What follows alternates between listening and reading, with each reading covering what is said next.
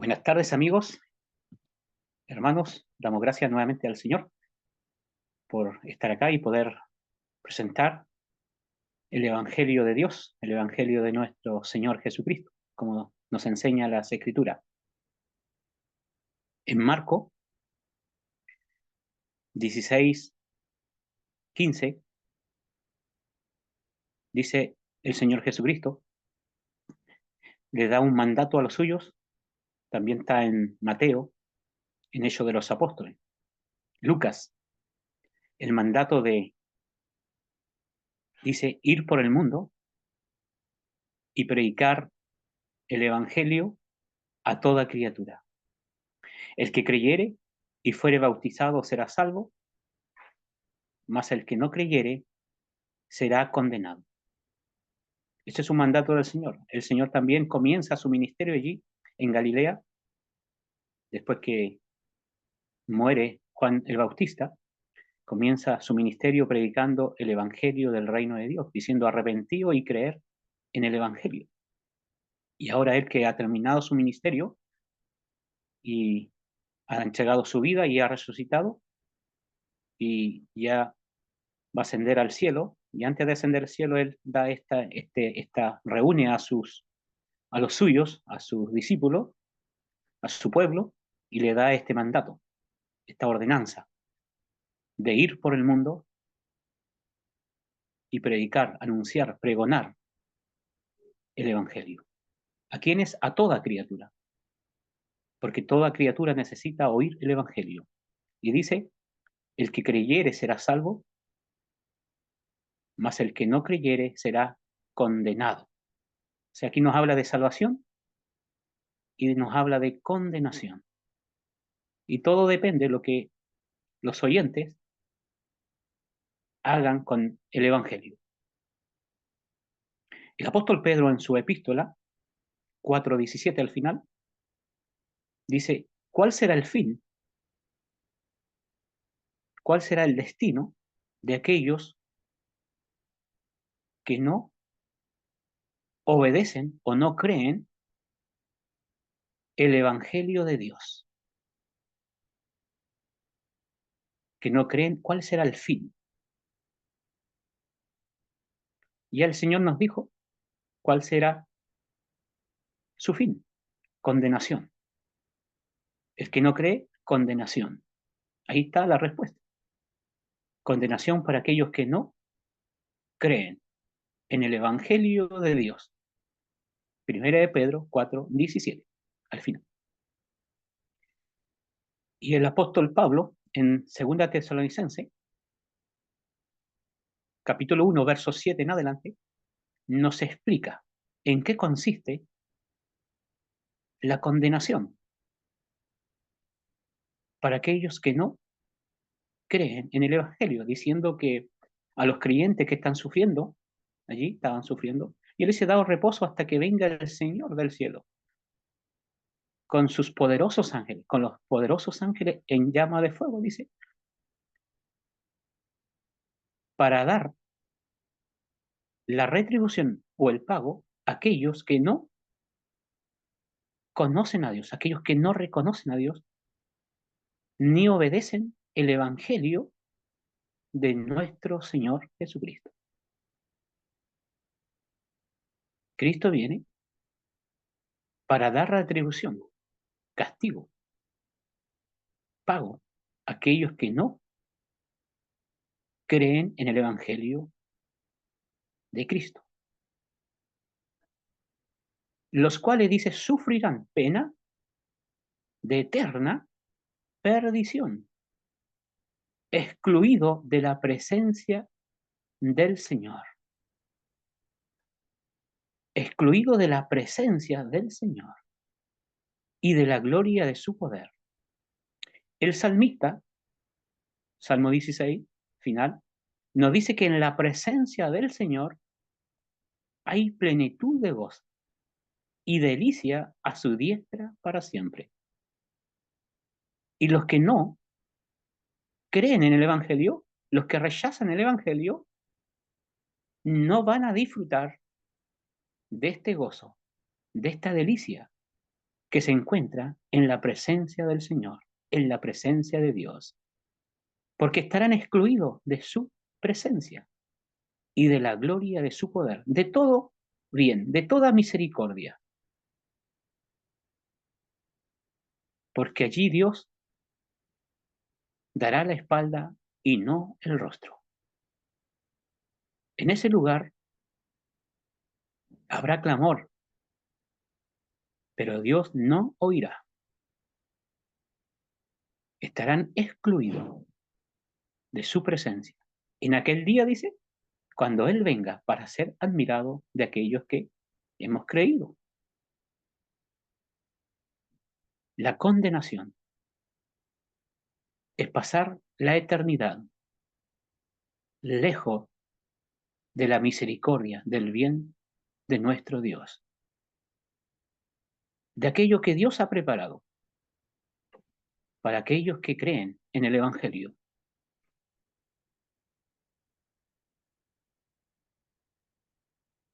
Esa es la condenación, pasar la eternidad en el lago que arde con fuego y azufre, excluido de la presencia del Señor.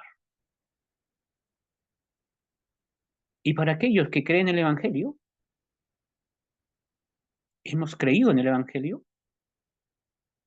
el Señor dice que Él ha preparado lugar en la casa del Padre, donde hay muchas moradas, Juan 14, donde hay gozo y delicia. El cielo, donde está Dios. Y allí vamos a experimentar, aquellos que hemos creído en el Evangelio, la plenitud del amor, de la misericordia y de la gracia de Dios.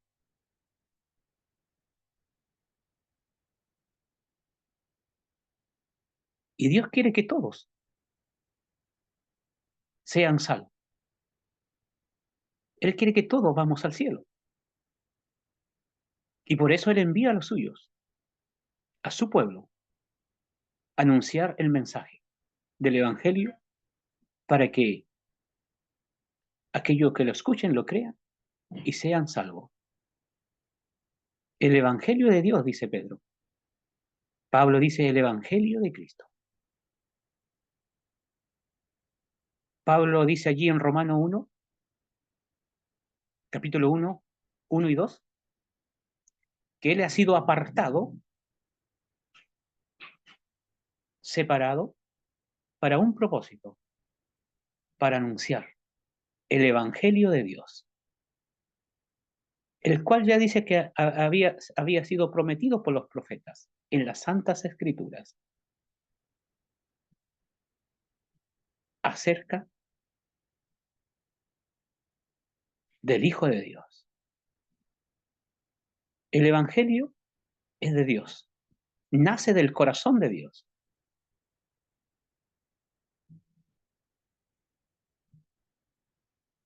Y el Evangelio es de Cristo porque Cristo es su contenido. El Evangelio tiene que ver con Cristo. Pablo resume esto del Evangelio en Corintios 2,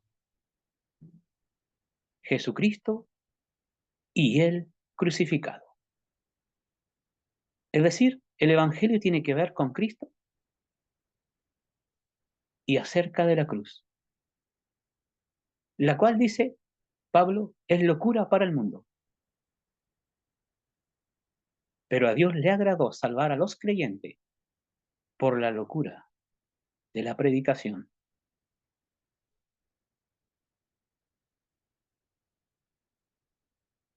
El Evangelio es de Dios. Dios es su autor. Dios lo ha diseñado. El Evangelio de Cristo. Cristo es su contenido. Es decir, creer en el Evangelio es creer en Jesucristo. Creer en Jesucristo es tener salvación. Rechazar el Evangelio es condenación. Es decir, rechazar a Cristo, no creer en Cristo, es condenación. En estos momentos hay personas que han creído el Evangelio y hay personas que no han creído en el Evangelio. Y aquellas que no han creído en el Evangelio, no importa cómo sean ellas, sean buenas personas delante de los hombres, benefactores del mundo,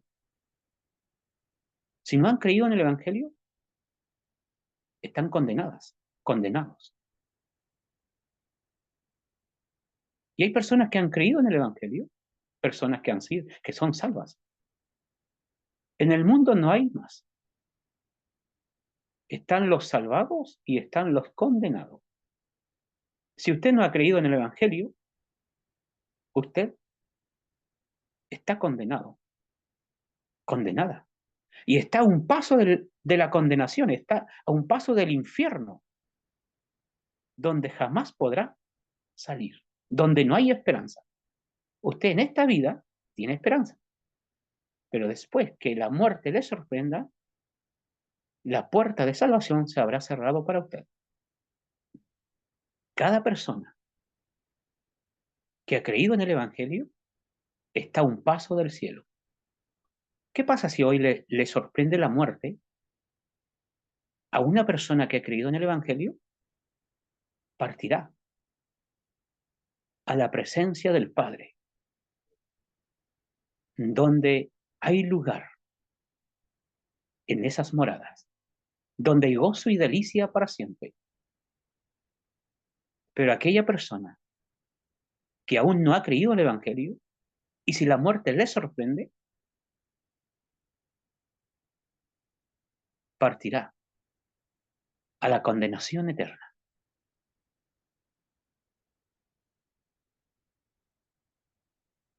Piense, ¿está a un paso del cielo si ha creído? ¿O está a un paso del infierno?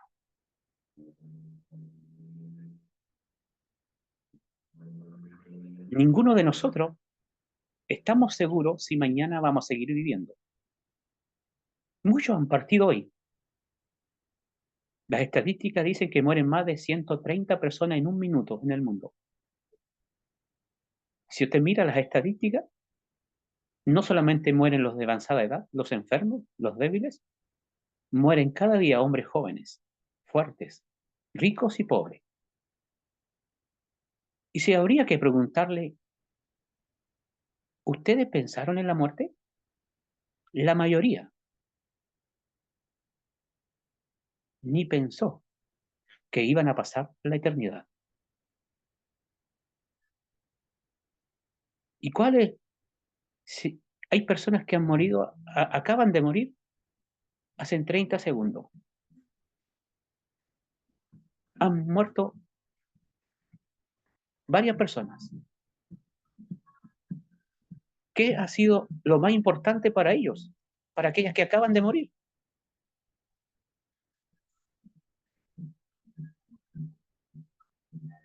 ¿Qué sería lo más importante? Que amontonaron mucho dinero, que tienen muchas propiedades, almacenaron aquí. Lo famosos que fueron, lo bien que le fue en esta vida.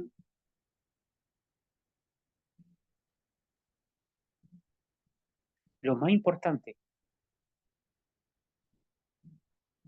es qué hicieron con el Evangelio. ¿Qué hicieron con el Evangelio de Dios? ¿Qué hicieron con Cristo? Porque si le rechazaron en este mismo instante, ha comenzado su tormento. Son los hombres más miserables. Podían haber tenido todo aquí, riqueza, fama, pero si partieron sin Cristo, son los más miserables, pobre, ciego y desnudo, sin salvación. ¿Vivieron cuánto? Podían haber vivido 60, 80 años. Quizás bien, Pero ahora comienza. Eso no es nada comparado con la eternidad de tormento.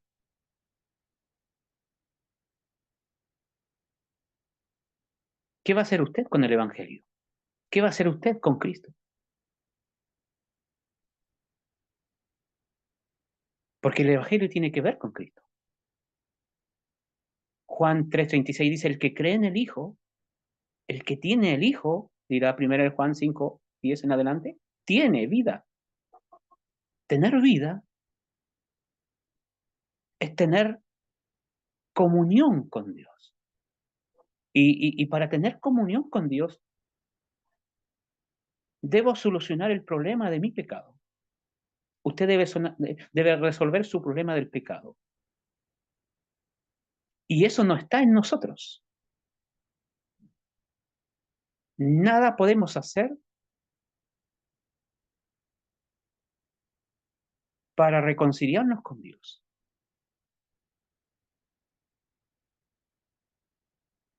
Hechos de los Apóstoles 10:43 dice que todos los profetas, o podemos decir que todas las escrituras, dan testimonio, hablan de todos aquellos que creen en Cristo, recibirán perdón de pecados en su nombre. Esto es el Evangelio. Esta es la buena noticia. Enseñó en Lucas 24, dice que era necesario que él debía morir y ser sepultado y resucitar al tercer día, para que se anunciase, para que se predicase en su nombre el perdón de pecado, el arrepentimiento y el perdón de pecado en todas las naciones. El pecado nos separa de Dios, dice Isaías 59, verso 2. El pecado acarrea ira. Nosotros hemos pecado, usted ha pecado, y entonces Dios está irado. ¿Con quién? Con aquel que no ha sido reconciliado con él, con aquel que no tiene vida eterna, aquel que no tiene comunión con él. ¿Y por qué no tiene comunión con él? Porque no ha creído en Jesucristo.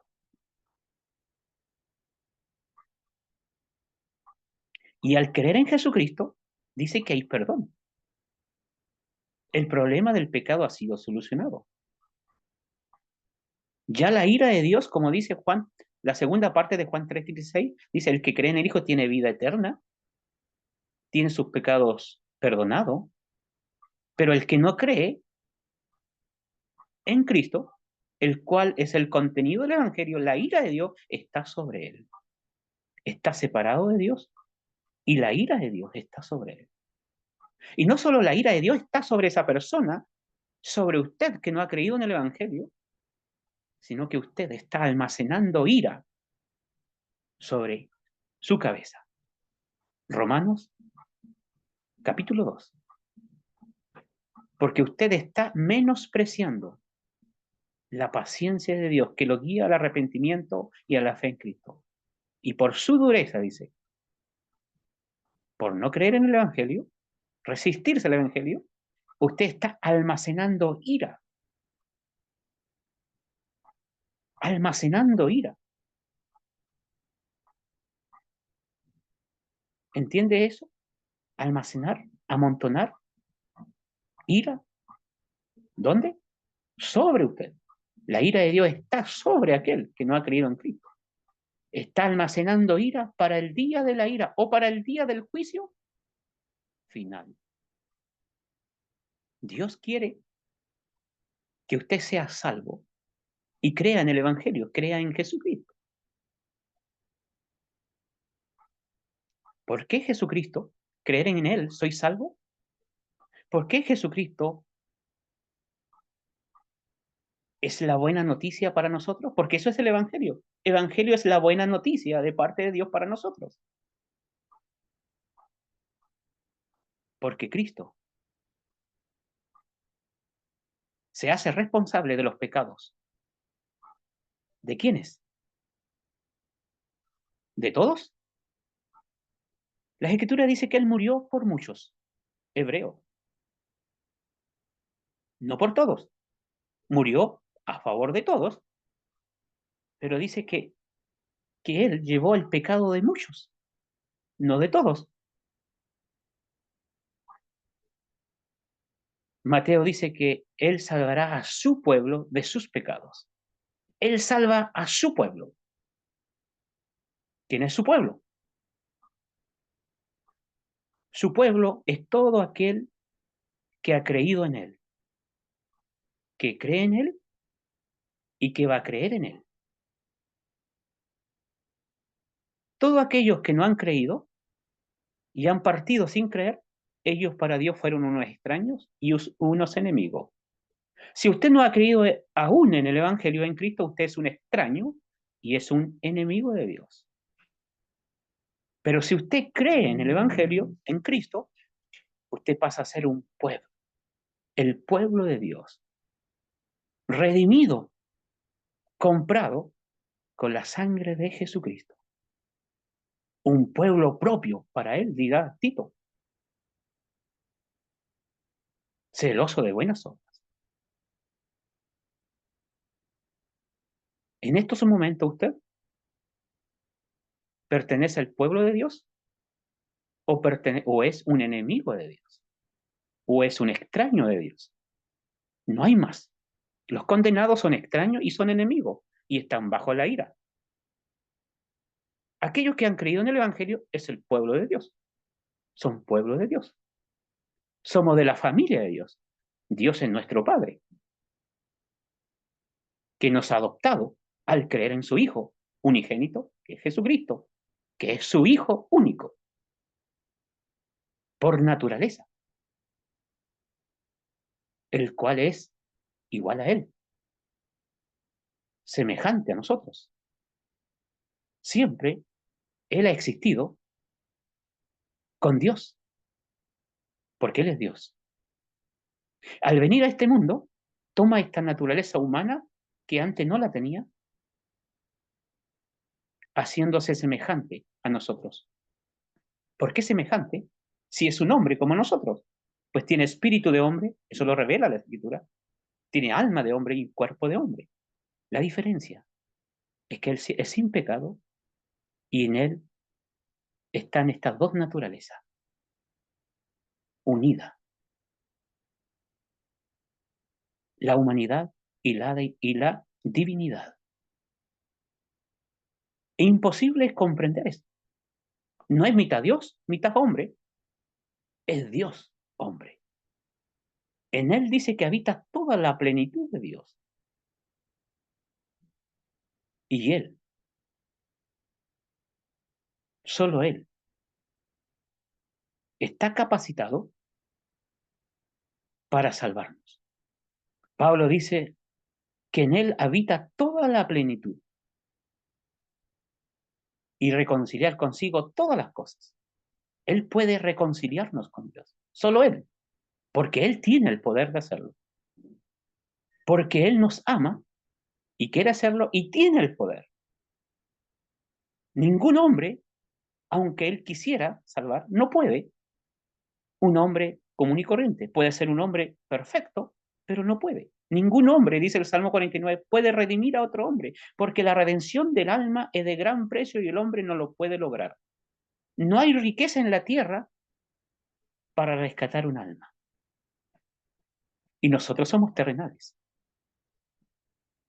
Pero Cristo es del cielo. Tiene un valor incalculable. Y solo Él puede salvarnos. ¿Y cómo nos salva? Allí en la cruz. Se hace responsable de aquello que nos separa de Dios, de aquellos que nos hace extraños de Dios, de aquellos que me hace enemigo de Dios, el pecado. Porque usted y yo somos pecadores. Dios conoce su vida.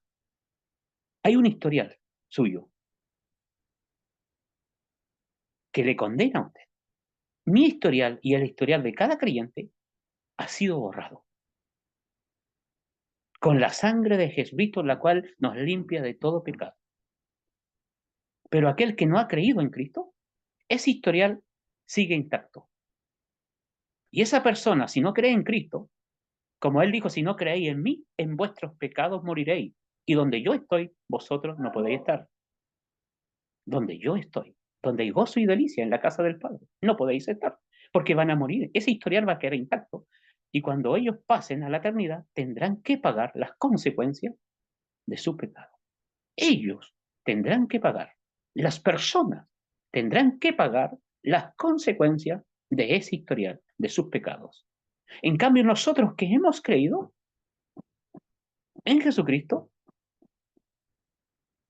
Él es nuestro sustituto. Lo hemos recibido al creer, hemos recibido justicia, hemos recibido perdón, lo hemos recibido como nuestro sustituto. Esto quiere decir que Él toma el lugar nuestro. Él toma el lugar de su pueblo. Y allí en la cruz del Calvario, Dios toma nuestros pecados que nos separan de Él y los carga en su Hijo santo y justo, en quien Él se complace. El que jamás pecó, el que no tiene mancha propia, sino que toma nuestros pecados, los carga en su cuerpo, allí en la cruz, y Él sufre lo que nosotros, lo que su pueblo debía sufrir en el infierno. Y los carga en Cristo, y Él sufre el abandono. Dios mío, ¿por qué me has desamparado? Él recibe el infierno que yo merecía, que su pueblo merecía. Él paga por cada uno de su pueblo, por cada pecado de nosotros, allí en la cruz. Él, ¿quién es Él? Cristo. El que Dios nos ha señalado, Jesús, Salvador. Dios nos ha señalado que Él nos puede salvar. Solo Él, dice Pedro, porque no hay otro nombre bajo el cielo, dado a los hombres, en quien podemos ser salvos. ¿Salvo de qué? De nuestra condición delante de Dios, que no es buena, por causa de nuestro pecado, enemigo, extraños, hijo del diablo, maldito, impío, sí, impío. Todo aquel que no ha sido reconciliado, Dios lo declara como un impío. Por naturaleza nacemos impíos. Los niñitos, ¿verdad? Chiquititos ahí, bonitos, pero son impíos. Van creciendo.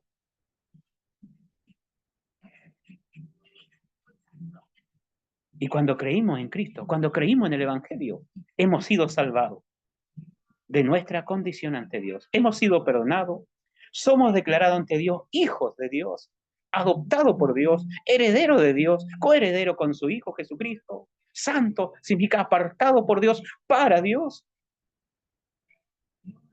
siervos de Dios, escogido por Dios, lavado con la sangre de Jesucristo, herederos del cielo.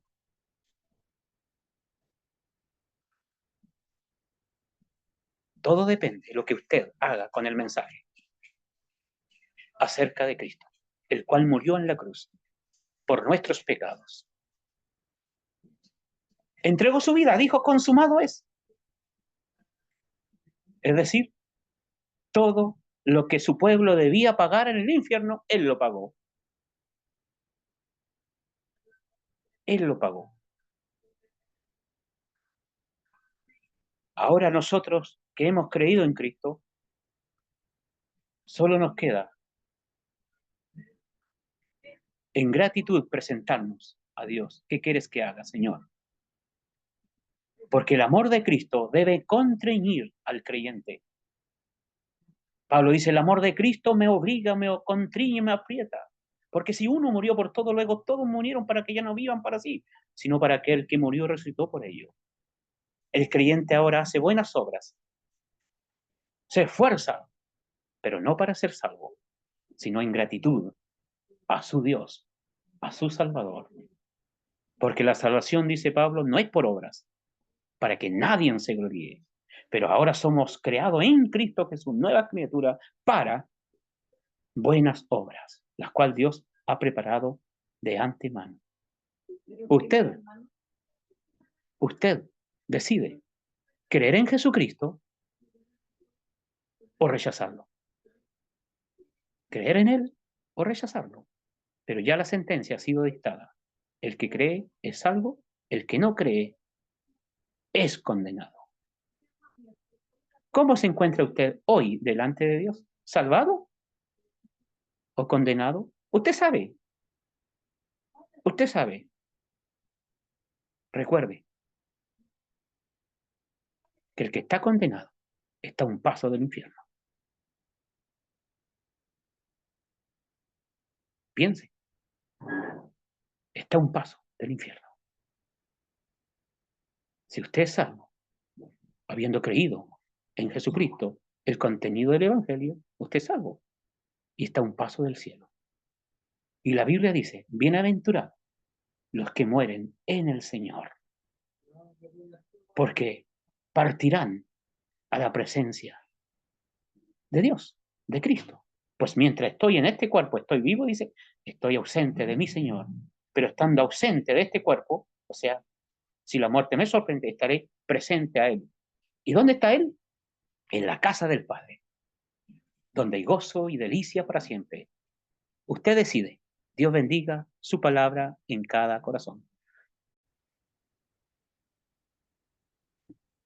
Muy bien, buenas tardes, hermanas, hermanos, amigas y amigos. Quiero invitarlos a leer una porción que ya al oído les puede ya sonar familiar, pues sin ponernos de acuerdo, con mi hermano Alejandro teníamos en cierto sentido el mismo versículo, el mismo pasaje de la Escritura en nuestro corazón.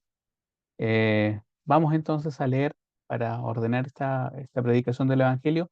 En Juan el capítulo 3 vamos a leer del verso 17 al 19 con la ayuda del Señor. Dice así, porque no envió Dios a su Hijo al mundo para condenar al mundo, sino para que el mundo sea salvo por él. En él cree no es condenado, pero el que no cree ya ha sido condenado porque no ha creído en el nombre del unigénito Hijo de Dios. Y esta es la condenación, que la luz vino al mundo y los hombres amaron más las tinieblas que la luz, porque sus obras eran malas. Hasta ahí la lectura de la palabra del Señor, quiera Él bendecirla en nuestros corazones. Si se fija o si prestó atención a la lectura, la palabra que más se repite en estos versículos, de hecho en cada uno de los tres se repite, es la idea de condenación, condenar, condenado, condenación. Aparece 4 veces, lo que nos dice, en cierto sentido, que es una idea fundamental. Ahora, paradójicamente, estos versículos son los que siguen inmediatamente a probablemente el versículo más famoso de la Biblia, aquel que habla del amor de Dios, de la magnitud del amor de Dios, de lo inconmensurable del amor de Dios, porque de tal manera amó Dios al mundo. Y paradójicamente, ese versículo, que probablemente muchos lo memorizan y lo conocen y hacen bien en hacerlo por lo demás, viene seguido de 3 versículos que solo hablan ya no de amor, sino de condenación. Quiero que piensen esto. El amor en las Escrituras o el amor del Señor Jesús para con usted no se expresa en buenas frases, en ternura, en cariño, en palabras bonitas, en palabras de aliento, sino en la tarea que el Señor Jesús hace respecto a la condenación. Eso es lo que quiero enfatizar acá. El amor de Jesús brilla más o se realza más cuando lo ponemos en relación con la condenación. Versículo más famoso de la Biblia, que nos habla del amor de Dios, de lo incomprensible muchas veces que nos parece el amor de Dios, viene seguido de otros 3 versículos sobre los que se remarca una idea y fundamentalmente una idea, la condenación. Y esto es lo que quiero entonces que podamos entender, cómo Jesús entonces salva de la condenación. Y como es una palabra clave, me gustaría explicar de qué va entonces esta noción esta idea, esta categoría de condenación. Esa idea nos tiene dos dimensiones. Por un lado, tiene que ver con tomar, tomar algo, separar algo y juzgarlo, mirarlo. Es decir, contrastar algo como una suerte de evidencia, tiene una fuerte carga judicial. Esta idea de condenación es que yo tomo cierta evidencia que llega ante mis ojos, la miro, la evalúo, determino esto sí, esto no, esto es fidedigno, esto es falso, esto es erróneo, y después de haber ponderado las evidencias que tengo en mi mano, los antecedentes que se me suministran, yo tomo una decisión, fallo, dicto sentencia. Tiene una fuerte connotación judicial. Condenación tiene que ver con lo siguiente. Dios reúne antecedentes, evalúa esos antecedentes, los revisa escrupulosamente, porque Dios no es un juez corrupto. Nosotros estamos en las últimas semanas en Chile, estamos bombardeados de información donde se nos habla de la decadencia del sistema judicial, de cómo la corrupción ha llegado hasta los niveles más altos, o ha escalado hasta los niveles más altos de supuestamente la corporación que tiene el deber constitucional de dictar justicia. Dios no es un juez corrupto, Dios no es un juez que acepte coimas, que no acepte engaños, que falle con favoritismo. Dios es un juez imparcial, que reúne la evidencia, la coteja, la mira fehacientemente y dicta una sentencia. Esa es la idea de condenación. Tomar una decisión después de haber revisado antecedentes que se le suministran a alguien. Esa es la palabra que aparece 4 veces. Y lo sorpresivo es que se nos dice primero para qué vino Jesús. Jesús vino para una cosa y no vino para otra cosa. Dice que Dios envió a su Hijo, a Jesús, al mundo, no para condenar al mundo. Esa no es la función del Señor Jesús. El Señor Jesús, cuando viene al mundo, no viene para condenar al mundo, sino para que el mundo sea salvo por él. Y esta es la primera cosa que deberíamos tener clara a la luz de la Biblia. Si usted hace una encuesta, o probablemente capaz que hasta usted mismo piensa así, si hiciéramos una suerte de encuesta a boca de urna o en la calle, ¿para qué vino Jesús al mundo? Uno podría incluso sorprenderse del nivel o la variedad de respuestas que recibe. Jesús vino al mundo para enseñar a amarnos, para inspirarnos con su ejemplo, para instruirnos en una nueva forma de moralidad. Vino al mundo para hacer bien, esto es, para sanar enfermos y ejecutar milagros. Vino para enseñarnos a amar al prójimo. O vino también para guiarnos a través de sus enseñanzas, para guiarnos a un nivel más elevado de espiritualidad. La Biblia nos dice que el Señor Jesús, su propósito fundamental, no corresponde a ninguna de esas categorías. El Señor Jesús no vino al mundo para eso, sino para salvarnos. No vino para condenarnos, sino para salvarnos. Esa es la primera cosa. Vino para salvarnos. Y necesitábamos ser salvados. Esto es lo segundo que quiero mostrar a continuación. Pero es más, la Biblia es enfática en el versículo 17 en señalar que el Señor Jesús no vino a condenarnos, sino a salvarnos por Él. Esto es, que no solamente a ofrecer una alternativa de salvación, es como si usted tiene que, todos los años tiene que comprar un seguro automotriz o hay seguros de salud, hay una harta oferta, una gama de ofertas. Usted le puede pasar algo malo, entonces hay hartas personas ofreciendo seguros. Y lo que está diciendo acá la Biblia es que Jesús, si bien vino al mundo para salvarnos, no es para ampliar nuestro menú de alternativas para salvarnos. No es para ofrecernos un camino más saludable y más llevadero para la salvación. No es para ampliar dentro de la gama de alternativas que usted puede tener otra más, una atractiva. Lo que está diciendo la Biblia es que el Señor Jesús vino a salvarlos porque solo Él puede salvarnos. El Señor Jesús vincula la tarea de salvación con la exclusividad de la salvación que reside en Él. Nos salva Él, y solo Él, remarca la Biblia. No hay otra forma de eludir la condenación sino a través de Él. Él es el único y exclusivo agente de salvación. Es que no hay otra alternativa. La Biblia nunca presenta a Jesús como uno dentro de muchos salvadores, un camino dentro de muchos caminos, una alternativa dentro de diversas opciones, como si la salvación fuese un menú, un buffet del cual uno puede escoger esto sí, esto no. Lo que está diciendo la Biblia enfáticamente es que necesitamos salvación, que Jesús vino a salvarnos, porque además Él es el único que puede salvarnos. Jesús no solamente es la exclusividad de la salvación, es que esa exclusividad solo en Él radica la salvación, alcanza potencialmente para todos. Posee el poder para salvarlos a todos, en el sentido que no hay, por un lado, ni exclusión de género, de raza, de clase, ni de ubicación geográfica. No vino para salvar a una parte del mundo o a una clase social. Salva a todos y salva incluso al peor de los que usted puede pensar que él no tiene salvación, él no tiene remedio, especialmente a ellos. Tanto aquellos que piensan que no necesitan salvación, como aquellos que piensan que nadie los puede salvar. En esos dos extremos, Jesús dice, yo puedo porque yo soy el único y exclusivo agente de salvación. Eso es lo que enseña el versículo 17, que Jesús, porque Dios no envió al mundo a su Hijo para condenarlo, sino para que el mundo sea salvo por Él, exclusivamente por Él. Y aquí quiero remarcar la importancia del versículo 18, que tiene que ver con por qué necesitamos con tanta urgencia una salvación.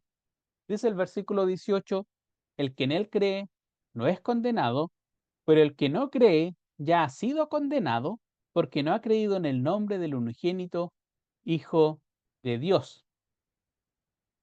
Dos veces aparece en ese versículo 18 la idea de condenación. Ya habíamos visto esta idea de condenación. Y usted podrá preguntarse, y está bien que se pregunte, ¿por qué estoy condenado? ¿Por qué la Biblia es tan fuerte en definirme como alguien que ya está condenado? Dos veces se remarca que usted ya está condenado, que yo ante los ojos de Dios ya estoy condenado. Si usted legítimamente podría preguntarse, yo no soy tan malo. Si revisa las noticias en este último mes, podrá decir, yo no soy corrupto, no soy ladrón, no soy asesino, tampoco violador. Otras personas hacen ese tipo de pecados. Ellos cometen esas atrocidades e ilegalidades. Yo no. Yo soy o pienso de mí mismo como un ciudadano respetable que procura hacer el bien a todos. Incluso puedo tener hasta tiempo para leer la Biblia. Incluso puedo asistir a la presentación del Evangelio. ¿Por qué entonces la Biblia es tan injusta, usted podría pensar, al tratarme como alguien condenado? Y miren lo que dice la Biblia. No solamente la Biblia indica que usted eventualmente en el futuro podría ser condenado. Es más, la Biblia dice que usted ya está condenado. Esto debería, de alguna manera, remover su conciencia y alejarlo de esta creencia muy común que funciona del siguiente modo. Sí, en algún punto de nuestra vida, sobre todo cuando muramos o cuando venga el juicio final, la idea del juicio final es interesante, va a estar Dios en su trono con una balanza como juez ecuánime y va por un lado a tomar nuestras buenas acciones, todas las cosas como si llevara una lista contable, por un lado los ingresos y los egresos, las cosas que hicimos bien, las cosas que hicimos mal. Y en la suma, si tenemos números azules, hicimos más cosas buenas que más cosas malas, entonces nos ganamos como recompensa el cielo. Somos sentenciados como aspirantes legítimos al cielo, nos ganamos la vida eterna. La arruino esa imagen, la arruino de hecho el suspenso. Usted no tiene que esperar hasta el final de sus días, ni esperar hasta el juicio final para saber cómo Dios lo va a juzgar a usted. Le arruino todo el suspenso. La Biblia dice que usted ya está condenado. En este preciso momento usted está condenado. En este preciso momento yo, si no me arrepiento, ya estoy condenado. No es que al final de nuestros días Dios vaya a revisar antecedentes. No es que exista, por así decirlo, suspenso o incertidumbre respecto a cómo vamos a salir nosotros evaluados. Así como, ay, qué nervio, Dios me verá si gano el cielo o ya estoy condenado. Usted ya está condenado. No tengo que esperar hasta el final de mis días para verlo. La Biblia es la ruina de la sorpresa. La ruina de la sorpresa inmediatamente dice que usted ya está condenado. Yo ya estoy condenado. Es más, estoy tan condenado que no hay nada que yo pueda hacer, ningún esfuerzo que yo pueda hacer para remediar esa situación. No es como que usted pueda partir con números rojos, pero si se esfuerza lo suficiente, si hace las cosas indicadas y deja de hacer las cosas mal, va a mejorar su situación y su estatus y va a presentarse ante los ojos de Dios con más buenas obras que con menos pecado. La arruino, la idea. No, no hay forma de remontar esa situación que usted tiene. Usted ya está condenado. Y por lo tanto, como usted ya está condenado, yo ya estoy condenado, la única cosa que puede hacer, lo único que puede cambiar nuestro futuro, lo único que puede revertir esa condición que usted ya padece, que yo ya padece, ya tengo la sentencia firme. No es que Dios vaya a evaluar mi sentencia, Dios ya dictó sentencia, usted está condenado y yo estoy condenado. Lo único que puede variar esa sentencia es cómo nos posicionamos nosotros frente a quien ya hemos definido en el versículo 17 como el único y exclusivo agente de salvación. ¿Qué hago yo con Jesús? Al final del día, la salvación de nuestras almas, nuestro destino eterno, se dirime en una pura pregunta. ¿Qué hago yo con Jesús?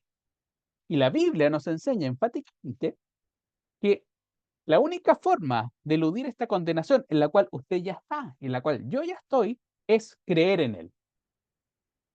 Mire lo contraintuitivo, mire lo sorprendente que es el mensaje de salvación. El mensaje de salvación no le dice a usted que usted ya está condenado, pero que si se esfuerza de ahora en adelante, si lee la Biblia, si ora todos los días, si ayuda a su prójimo, va a remontar esa situación y va a ganar el cielo. Va a salvarse a usted mismo. Lo que dice la Biblia es que usted ya está condenado, salvo que haga una cosa y solo una cosa, que crea en el nombre del unigénito Hijo de Dios, que deposite su confianza. Creer es depositar toda su fe, toda su confianza en el único que la Biblia define como el exclusivo canal y agente de salvación. Si antes habíamos dicho que solo por Jesús podemos ser salvos, lo que la Biblia pide entonces para eludir su situación de condenación es que usted lo acepte, el que confíe en que el rol del Señor Jesús como Salvador es verdadero, como Hijo de Dios. No como cualquier persona, la Biblia dice como el unigénito Hijo de Dios, como el único, exclusivo, el incomparable. Es que no hay nadie como Él. Por eso el Señor Jesús no es una alternativa entre muchas. La Biblia define que el Señor Jesús es incomparable, es único en su clase, único, exclusivo e incomparable. El unigénito que crea en el nombre de Él. Y es interesante el nombre de Él. Señor Jesús se llama Jesús porque eso significa Dios salva. La única forma entonces de alterar ese estatus de condenación que usted ya tiene, esa sentencia que ya tiene sobre su cabeza, que yo tenía sobre mi cabeza, es que usted, frente a la persona del Señor Jesús, haga algo. Que continúe su vida dándole la espalda, puede hacerlo, o más bien, que crea en el mensaje de salvación, que reconozca la necesidad de un Salvador y que el único Salvador competente es Jesús. Esto, que podría parecer quizás tan sencillo, tan distinto a cómo la religión siempre ha explicado tradicionalmente el camino de salvación, la religión siempre funciona en términos de usted haga ciertas cosas, cumple esta receta, satisfaga estos requisitos y se va a ganar el cielo. La Biblia no es una religión, la Biblia lo que le enseña es que hay un único Salvador y la única cosa que usted puede hacer es confiar en que el Señor Jesús es el único agente de salvación. Pero ¿sabe por qué es difícil? Irónicamente, la salvación más fácil, porque no demanda de usted otra cosa que creer que lo que la Biblia dice respecto al Señor Jesús es cierto, paradójicamente parece ser para el mundo la cuestión más complicada, porque la oscuridad de nuestro corazón nos hace voluntariamente ciegos. Eso es lo que enseña el versículo 19. ¿Quieres saber por qué es tan fuerte la condenación ¿Cuál es la razón profunda de nuestra condenación? ¿Por qué no necesitamos esperar hasta el final de nuestros días para saber si Dios nos va a condenar o nos va a exculpar? ¿Por qué ya la condenación está sobre nuestras cabezas? Miren lo que dice el verso 19. Esta es la condenación. En esto consiste la condenación. Esta es la gravedad de la condenación, en que la luz vino al mundo y los hombres amaron más las tinieblas que la luz, porque sus obras eran malas. La sentencia es lapidaria, usted ya está condenado. Y usted ya está condenado porque lo que hemos hecho como humanidad es gravísimo, es gravísimo.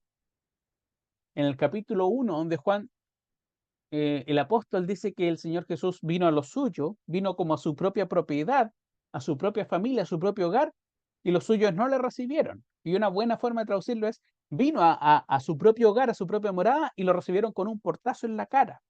Acá la imagen es igual de sorprendente o igual de fuerte. La luz vino al mundo, la luz vino al mundo y el Señor Jesús en el capítulo 8 de Juan se define a sí mismo como la luz del mundo. Miren lo que dice Juan 8, yo soy la luz del mundo, el que me sigue no andará en tinieblas, sino que tendrá la luz de la vida. La luz vino al mundo. Cuando Juan dice la luz vino al mundo, se está refiriendo a que el Señor Jesús vino al mundo y que el Señor Jesús, como la definición de la luz, vino para quitarnos las tinieblas de nuestros ojos y darnos en adelante una vida iluminada, iluminada no por nuestra grandeza moral, sino por la luz que recibimos de Él. Y la ironía es que la luz vino al mundo y los hombres, esto es muy fuerte, amaron más, prefirieron más las tinieblas que la luz, rechazaron a la luz y decidieron voluntariamente seguir viviendo en las tinieblas. Se aferraron a ese estado de tinieblas, a ese estado de oscuridad. ¿Sabe por qué? Porque sus obras eran malas. La idea es la siguiente, viene la luz y pone en evidencia, pone al descubierto todo lo que está mal, todo lo que está podrido en nuestro corazón, todo lo que está mal en su vida, todo lo que está mal en nuestra vida. Viene la luz. Y frente a ese veredicto inapelable, las personas prefieren hacer vista gorda, decir, no, aquí no ha pasado nada. Es como si usted estuviera en una casa un desastre, sucia, podrida, y en lugar de remediar esa situación, limpiarla, aceptar ayuda para limpiar esa casa, decidiera voluntariamente ponerle puras cortinas, tapiar las ventanas y romper todas las luces. Como si esa alternativa le permitiese entonces asumir que aquí no ha pasado nada y está todo en orden. Eso es lo irónico, eso es lo absurdo de la vida humana. La luz viene al mundo para revelar lo que está mal y llevarnos, sacarnos de ese mundo de tinieblas hacia un mundo de iluminación. Y usted prefiere entonces rechazar la luz y seguir viviendo en tinieblas porque sus obras son malas. Sus obras son malas. No quiere reconocer lo que la luz revela. Le da vergüenza, le da terror, le da rabia. Rompe su orgullo lo que la luz refleja. La luz refleja que usted no es tan bueno como se cree, que no es tan perfectito, no es tan modélico, no es tan buen ciudadano, que usted requiere salvación, que usted necesita salvación, que el que menos piensa que necesita salvación probablemente es el que más necesita salvación. Frente a la luz de Dios y nuestra oscuridad de nuestros corazones, no hay nadie entonces que pueda salir libre de condenación. Por eso estamos todos condenados. Y la única entonces alternativa y respuesta es que usted acepte el veredicto de la luz. La luz expone la oscuridad y las tinieblas de su corazón, expone su pecado. Y la única solución no es hacerse el loco, hacer como taparse los ojos y decir, no, aquí no ha pasado nada, y seguir en la inmundicia y en las tinieblas de su corazón, sino aceptar el veredicto de Dios. Dios revela con su luz la oscuridad de nuestra vida, la oscuridad de nuestro corazón, que no hay ningún corazón apto frente a su santidad, y por lo mismo aceptamos la necesidad de un Salvador. Esa es la Biblia. La Biblia dice, te revelo tal cual tú eres. Y al mostrar tu corazón tal cual es, tan corrompido, tan caído, tan pequeño, tan mezquino, tan egoísta, por más que tú te pienses a ti mismo como mejor que el resto, eres así.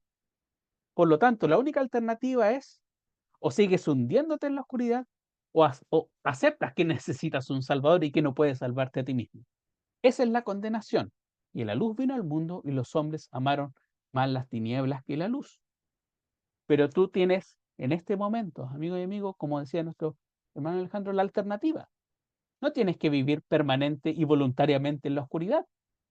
Puedes aceptar el veredicto de la luz. La luz te indica que tú no hay nada que puedas hacer para alcanzar la salvación y por lo tanto lo único que puedes hacer es creer en aquel que se revela como el único exclusivo agente de la salvación.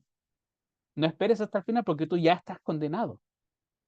No esperes alargar este procedimiento a ver si, como hay un dicho chileno que es que en el camino se arregla la carga, en el camino no se arregla la carga. No hay nada que puedas mejorar por tus propios medios. Acepta al Señor Jesús como tu Salvador y así te salvarás de condenación eterna. Y el Señor entonces bendiga tu palabra.